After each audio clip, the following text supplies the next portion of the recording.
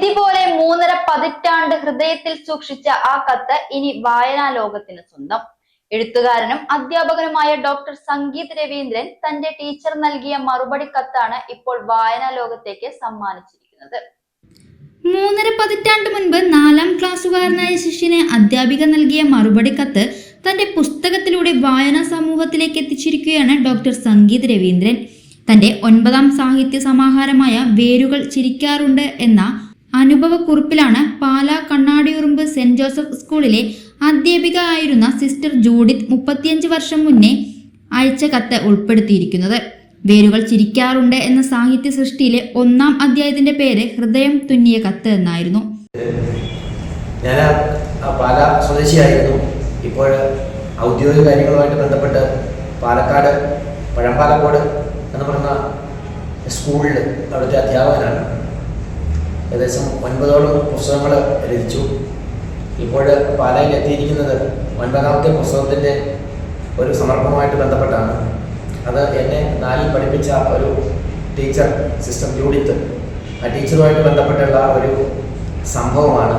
എൻ്റെ ജീവിതത്തിന് വഴിവട്ടമായ ഏകദേശം 3.5 പതിറ്റാണ്ടോട് അടുത്ത് നിൽക്കുന്നു ആ കത്ത് എനിക്ക് കിട്ടിയിട്ട്. ടീച്ചർ എനിക്ക് ഒരു കത്തയച്ചു. ആദ്യമായിട്ട് എൻ്റെ ജീവിതത്തിലേക്ക് വന്ന എൻ്റെ വിലാസത്തിൽ വന്ന ഒരു കത്തായിരുന്നു അത്. ആ കത്ത് അങ്ങനെ ഞാൻ സൂക്ഷിച്ചു വെച്ച് ഇപ്പോൾ പുതിയൊരു സാഹചര്യത്തിൽ ഈ കത്തിൻ്റെ പ്രസക്തി എന്താണെന്ന് വെച്ചാൽ, ഈ കത്ത് ഞാൻ എൻ്റെ 9ാമത്തെ പുസ്തകം വേരുകൾ ചിരിക്കാറുണ്ട് എന്നുള്ള അനുഭവക്കുറിപ്പാണ്. ഈ അനുഭവക്കുറിപ്പിൻ്റെ 1ാമത്തെ അധ്യായം എന്ന് പറയുന്നത് ആ ടീച്ചറിൻ്റെ കത്തിനെ കുറിച്ചുള്ള വിവരണമാണ്. ആ 1ാമത്തെ അധ്യായത്തിന് ഞാൻ കൊടുത്തിരിക്കുന്ന പേര് ഹൃദയം തുന്നിയ കത്ത് എന്നുള്ളതാണ്. എന്നിപ്പോഴത്തെ യാത്രയുടെ ഉദ്ദേശം പുലിയന്നൂര് ആശ്രമത്തിൽ വിശ്രമ ജീവിതം നയിക്കുന്ന സിസ്റ്റർ ജൂഡിത്ത് അമ്മയ്ക്ക് ഈ പുസ്തകം സമർപ്പിക്കണം, അനുഗ്രഹം വാങ്ങണം. അതിനുവേണ്ടിയാണ് ഇന്ന് കർക്കിടക വാവ് ദിവസം എല്ലാവരും പിതൃക്കൾക്ക് ബലിയെടുത്ത സമയത്ത് ഞാൻ എൻ്റെ ഗുരുവിന്, എൻ്റെ കൺകണ്ട ദൈവമായിട്ടുള്ള ഗുരുവിന് ഈ അക്ഷര തർപ്പണം നടത്താനായിട്ട് ഇവിടെ എത്തിയിരിക്കുന്നത്. പുസ്തകത്തിൽ ഉൾപ്പെടുത്തിയ കത്ത് സംഗീതിന്റെ ജീവിതയാത്രയുടെ കരുത്തായിരുന്നു. 90കളിലെ ഒരു ക്രിസ്തുമസ് കാലത്താണ് സംഗീതിനെ തേടി സിസ്റ്റർ ജൂഡിത്തിന്റെ കത്ത് വരുന്നത്. 3.5 പതിറ്റാണ്ട് സൂക്ഷിച്ച കത്തിൽ നിന്നാണ് പുതിയ പുസ്തകത്തിന്റെ 1ാം അധ്യായം ആരംഭിക്കുന്നത്. പഴമ്പാലക്കോട് SMM ഹൈസ്കൂൾ മലയാളം അധ്യാപകനായിരുന്ന സംഗീത് താമസിക്കുന്ന തിരുവല്ലാമലയിൽ നിന്നും കഴിഞ്ഞ ദിവസം തന്റെ പ്രിയ ഗുരുനാഥയെ തേടി പാലാ പുലിയന്നൂരിലെ സെറഫിക് കോൺവെന്റിൽ വിശ്രമജീവിതം നയിക്കുന്ന സിസ്റ്റർ ജൂഡിത്തിന് തന്റെ പുസ്തകം കൈമാറി. പതിറ്റാണ്ടുകൾക്കിപ്പുറവും തന്റെ ശിഷ്യൻ താൻ അയച്ച കത്ത് സൂക്ഷിച്ചു വെച്ചതിൽ അതിയായ സന്തോഷമുണ്ടെന്ന് സിസ്റ്റർ ജൂഡിത്ത് പറഞ്ഞു. ആദ്യ കവിതാ സമാഹാരമായിട്ടുള്ള ഉറുമ്പുപാലം എന്ന് പറഞ്ഞ കൃതി പുറത്തിറങ്ങിയത്.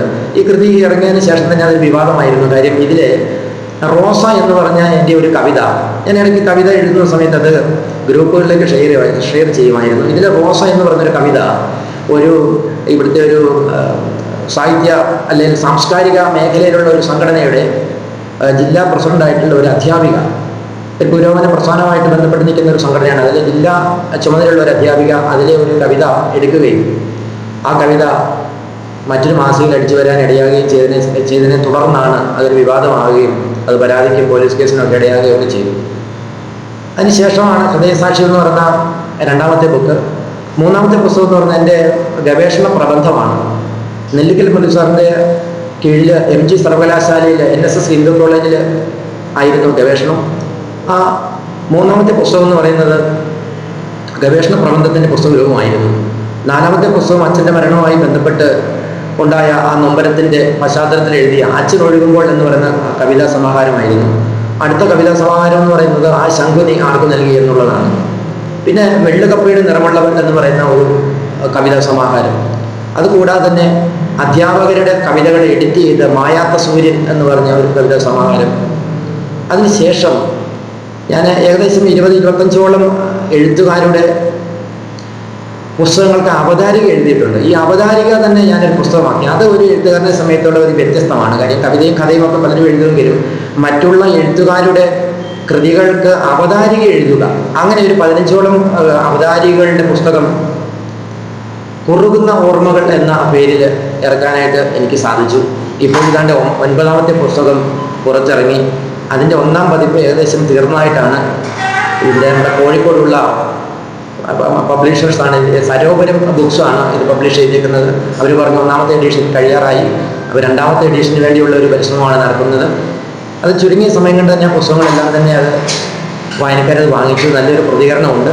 അടുത്ത 10ാമത്തെ പുസ്തകം എന്ന് പറഞ്ഞാൽ അടുത്ത ഓഗസ്റ്റ് മാസം 27-ാം തീയതി ഉച്ചയ്ക്ക് അച്ഛൻ്റെ ശ്രാദ്ധ ദിനമായിട്ടുള്ള അന്ന് പ്രകാശനം ചെയ്യണം എന്നുള്ള ആഗ്രഹമാണ് മനസ്സിലുള്ളത്. അതിൻ്റെ കവിതകളൊക്കെ എഴുതി പ്രസാദരുമായിട്ട് സംസാരിച്ചു.